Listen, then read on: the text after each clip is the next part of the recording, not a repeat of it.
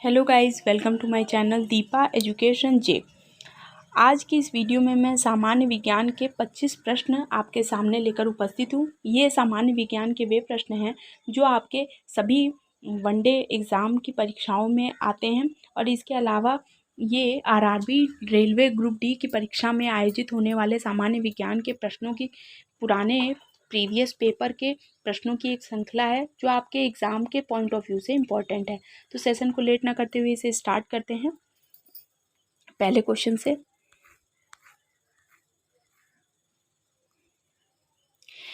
पहला क्वेश्चन है कि फ़ारेनहाइट में मानव शरीर का सामान्य तापमान कितना होता है। ये रिपीटेड भी क्वेश्चन है, बहुत ज़्यादा इंपॉर्टेंट है। देखिए, फ़ारेनहाइट में अगर बात करें तो 98.6 फ़ारेनहाइट में, अगर डिग्री सेल्सियस की बात करें तो 37 डिग्री सेल्सियस, और केल्विन की बात करें तो 310 केल्विन। वैसे ये 310 पॉइंट के 10 में भी होता है, लेकिन यहाँ पर चूँकि ऑप्शन जो है 310 के दिया हुआ था तो मैंने यहाँ लिख दिया। तो मैंने यहाँ फ़ारेनहाइट, डिग्री सेल्सियस और केल्विन तीनों में सामान्य ताप कितना होता है मानव शरीर का बता दिया है। तो आप देखिएगा इस चीज़ को। फ़ारेनहाइट में अगर आपसे पूछे कि मानव शरीर का तापमान कितना होता है तो आप बताएंगे कि मानव शरीर में सामान्य तापमान जो होता है वो फ़ारेनहाइट में 98.6 फ़ारेनहाइट होता है। ठीक। दूसरा क्वेश्चन है, ब्रह्मांड में सबसे अधिक मात्रा में कौन सा तत्व पाया जाता है। देखिए, यहाँ पृथ्वी की बात नहीं हुई है, संपूर्ण ब्रह्मांड की बात हुई है। तो हाइड्रोजन जो है वो सर्वाधिक मात्रा में पाया जाता है। यदि अगर आपसे पूछे पृथ्वी में तो आप ऑक्सीजन बताएंगे। पृथ्वी में सबसे अधिक मात्रा में जो है अगर तत्व की बात करेंगे तो देखिए लोहा भी पाया जाता है, लेकिन अगर पृथ्वी में पूछे आपसे तो आप ऑक्सीजन बताएंगे। लेकिन यहाँ चूँकि पूरे ब्रह्मांड में पूछा है तो आपका आंसर हो जाएगा हाइड्रोजन। तीसरा क्वेश्चन है, सापेक्षता का सिद्धांत किसने प्रतिपादित किया। तो आइंस्टाइन के द्वारा सापेक्षता का सिद्धांत प्रतिपादित किया गया था। बहुत ही ज़्यादा इम्पॉर्टेंट है ये भी। तैरने का सिद्धांत यानी लॉ ऑफ फ्लोटिंग की खोज किसने की थी। आर्किमिडीज। इन्हीं का, आर्किमिडीज का दिया हुआ सिद्धांत जो है वो बताता है कि बर्फ का टुकड़ा जो होता है वो पानी में तैरने का सिद्धांत या फ्लोटिंग का सिद्धांत जो है वो आर्किमिडीज के द्वारा दिया गया था। ठीक। पांचवा क्वेश्चन है, थायराइड ग्रंथि की अत्यधिक वृद्धि किसकी कमी के कारण होती है। तो देखिए, आयोडीन की बहुत ही अधिक मात्रा में अगर कमी होगी तो थायराइड ग्रंथि प्रभावित होती है, थायराइड रोग हो जाता है। इसमें ये जो प्रभावित अंग होता है वो होता है गला। इसमें थायराइड ग्रंथि का जो आकार होता है वो गले में कुछ इस तरीके से होती है और ये बढ़ जाता है तो गले का आकार जो है वो सूजन हो जाती है, वो बढ़ जाता है। तो आयोडीन की कमी के कारण ये होता है। नेक्स्ट है, साइटोलॉजी में किसका अध्ययन किया जाता है। तो साइटोलॉजी में कोशिका का अध्ययन किया जाता है। ठीक। आगे है, एथलीट फूट किसके कारण होता है। तो एथलीट फूट जो होता है वो कवक के कारण होता है। एथलीट फूट जो रोग होता है वो कवक के कारण होता है। ठीक। आगे क्वेश्चन है, ब्लड क्या है। तो देखिए, ब्लड जो होता है वो संयोजी ऊतक होता है यानी कनेक्टिव टिश्यू होता है। तो अगर आपसे पूछे कि ये ब्लड क्या है तो आप बताएंगे कि तरल यानी लिक्विड संयोजी ऊतक यानी तरल संयोजी ऊतक होता है यानी लिक्विड कनेक्टिव टिश्यू होता है। जंतु कोशिका के किस हिस्से को पावर हाउस कहते हैं। तो माइटोकॉन्ड्रिया को जंतु कोशिका का पावर हाउस कहते हैं। जंतु कोशिका के माइटोकॉन्ड्रिया को पावर हाउस कहते हैं। ठीक। आगे है, मानव लीवर में कौन सा विटामिन पहले से ही मौजूद होता है। देखिए, कोई भी विटामिन जब किसी शरीर में एक्सिस या एंसिस होता है तो विटामिन ए जो होता है वो लीवर में पहले से मौजूद होता है। तो विटामिन ए जो मानव शरीर में लीवर जो है उसमें से पहले से मौजूद विटामिन जो होती है वो विटामिन ए होती है। और इसका रासायनिक नाम, विटामिन ए का रासायनिक नाम जो होता है वो रेटिनॉल होता है। और इसकी कमी से होने वाला रोग जो होता है वो होता है रतौंधी।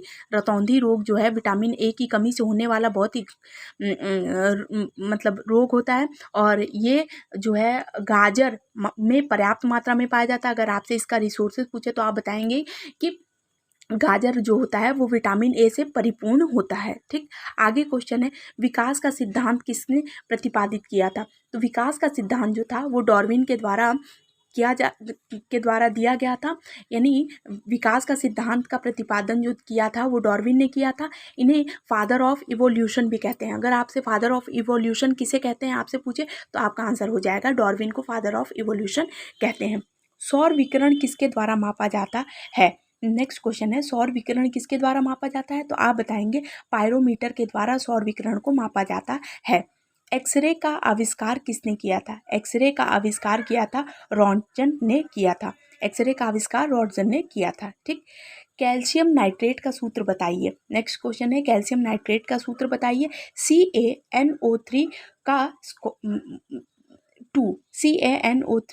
2 ब्रैकेट में ये कैल्शियम नाइट्रेट का सूत्र होता है, बहुत ज़्यादा इंपॉर्टेंट है, ये अक्सर परीक्षा में आया हुआ है। ठीक। भोजन की ऊर्जा किस इकाई में मापी जाती है? भोजन की ऊर्जा कैलोरी इकाई में मापी जाती है। ठीक। टेस्ला किसकी इकाई है? तो टेस्ला जो है वो प्रेरण की इकाई है। टेस्ला प्रेरण की इकाई है। भोजन की ऊर्जा किस इकाई में? तो भोजन को कैलोरी में मापा जाता है। ठीक।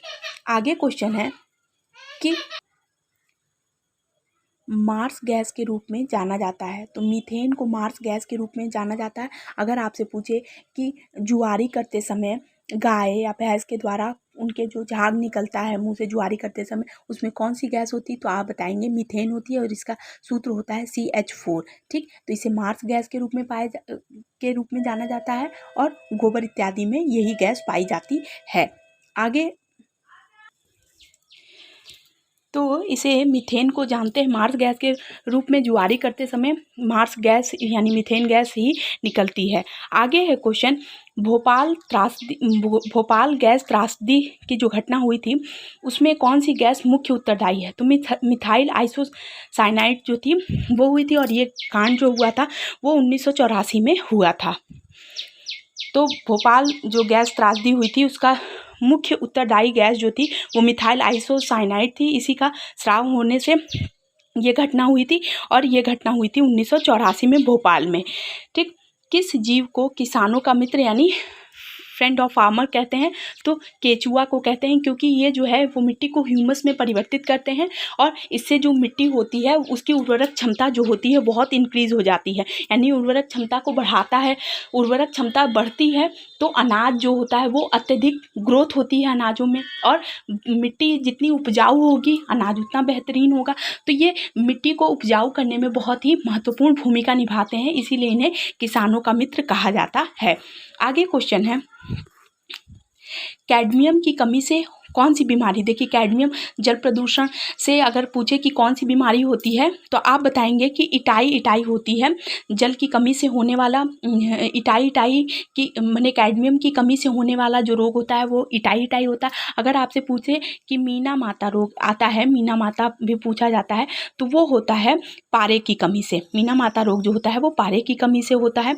तो ध्यान रखिएगा, अगर आपसे कैडमियम से पूछे तो आप बताएंगे इटाई और मीना माता रोग पारा की कमी से होता है।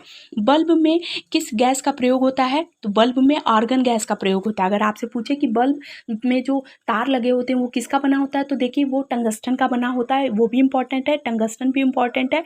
आप ध्यान रखिएगा, अगर तार पूछे तो आप बताएंगे कि टंगस्टन का, और अगर गैस पूछे तो आप बताएंगे कि आर्गन गैस इसमें भरी होती है। बल्ब की अगर बात करें जो बल्ब होता है उसमें शुष्क बर्फ क्या है? देखिए शुष्क बर्फ जो होता है वो ठोस कार्बन डाइऑक्साइड होता है, CO2। जैसे नॉर्मल CO2 होता है, ये CO2 की अगर हम बात करें तो CO2 जो होता है वो ग्रीन हाउस गैस को ग्रीन हाउस को इफेक्ट करने वाली सबसे प्रमुख गैस होती है। अगर आपसे पूछे कि ग्रीन हाउस गैसों में सबसे उत्तरदायी गैस प्रमुख गैस कौन सी होती है, तो वो CO2 होती है। और शुष्क बर्फ क्या होता है, तो ठोस CO2 यानी ठोस कार्बन डाइऑक्साइड ही शुष्क बर्फ होती है। आगे है ओजोन परत पाई जाती है। तो देखिए ओजोन परत जो होती है वो समताप मंडल में पाई जाती है। अगर अब आपसे पूछे कि ओजोन परत या ओजोन क्षरण दिवस कब मनाते हैं, तो आप बताएंगे कि 16 सितंबर को हम ओजोन परत दिवस मनाते हैं। देखिए ओजोन की जो परत होती है वो सूर्य से निकलने वाली पराबैंगनी किरणों को पृथ्वी पर आने से रोकती है।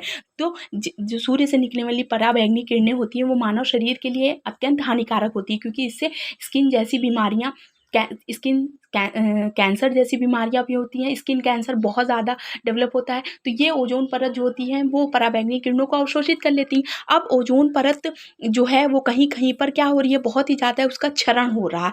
तो जब क्षरण होगा तो पराबैंगनी किरणें सीधे पृथ्वी पर आ जाएंगी, तो इससे मानव में ये कैंसर जैसी बीमारियां बहुत ज़्यादा देखने को मिलेंगी। इसलिए ओजोन उसको मतलब कार्बन डाइऑक्साइड जैसे CFC जैसी बहुत सी ऐसी गैसों को निष्क्रिय करने का, कम यूज़ करने का दबाव डाला गया है, ताकि जो पराबैंगनी किरणें हैं वो पृथ्वी पर आने से रोकी जा सके, क्योंकि ओजोन परत जो होती है वो बनी कायम रह सके, इसलिए बना माने एकदम बिल्कुल बनी रहे, इसलिए क्योंकि अगर ये नहीं बनी होगी, ये नहीं इसका लेयर बना रहेगा, तो पराबैंगनी किरणें सीधे पृथ्वी पर आएंगी और मानव को हानि पहुंचाएंगी। ठीक, आगे क्वेश्चन है इस सेशन का लास्ट 2 क्वेश्चन है कि दुनिया का पहला हृदय प्रत्यारोपण किसने किया। तो देखिए दुनिया का पहला हृदय प्रत्यारोपण जो किया था क्रिश्चियन बर्नार्ड ने किया था।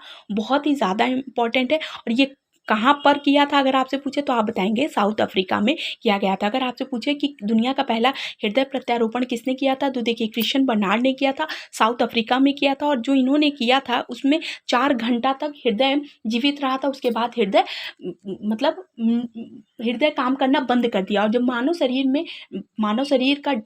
की डेथ तब होती है जब उसका हृदय कार्य करना बंद कर देता है। तो 4 घंटे बाद इसने कार्य करना बंद कर दिया, तो इसको डेथ मान लिया गया। लेकिन पहला हृदय प्रत्यारोपण जो है वो क्रिश्चियन बर्नार्ड द्वारा किया गया था, साउथ अफ्रीका में किया गया था। ठीक, अब आगे लास्ट क्वेश्चन है कि रक्त का थक्का बनाने में किस विटामिन मतलब सहायक। तो विटामिन के जो होता है वो रक्त का थक्का बनाने में सहायक होता है। देखिए रक्त का थक्का इसलिए ज़रूरी है, कभी कोई चोट दुर्घटना में मनुष्य में हाथ या पैर में अगर चोट लग गई तो ब्लड निकलने लगता है, तो कुछ समय बाद ऑटोमेटिकली वहाँ पर एक लेयर जम जाती है, ब्लड रुक के वहाँ पर एक, इसे कहते हैं रक्त का थक्का जमना। यदि विटामिन ए की कमी रहेगी, बहुत कमी रहेगी, तो रक्त का थक्का नहीं जमेगा। अगर दुर्घटना हुई तो मानव शरीर से ब्लड निकलता जाएगा और ये ब्लड नहीं रुकेगा, और जिसके कारण संबंधित व्यक्ति की मृत्यु हो सकती है। तो विटामिन के कारण रक्त का थक्का बनने में ये बहुत ही ज़्यादा सहायक होती है, इसलिए विटामिन के को जो होती है रक्त का थक्का बनाने के लिए बहुत ही ज़्यादा सहायक होती है। तो आई होप आपको ये क्वेश्चन जितने हैं रिपीटेड क्वेश्चन हैं, आपके साइंस के कुछ सामान्य विज्ञान के कुछ प्रश्न हैं जो आपकी परीक्षा के लिए उपयोगी हैं। तो आई होप आपके लिए ये वीडियो भी बहुत ही ज़्यादा हेल्पफुल होगी। तो जो भी व्यूअर्स इस चैनल पर नए हैं प्लीज़ मेरे चैनल को लाइक कीजिए, सब्सक्राइब कीजिए, शेयर कीजिए। Thank you.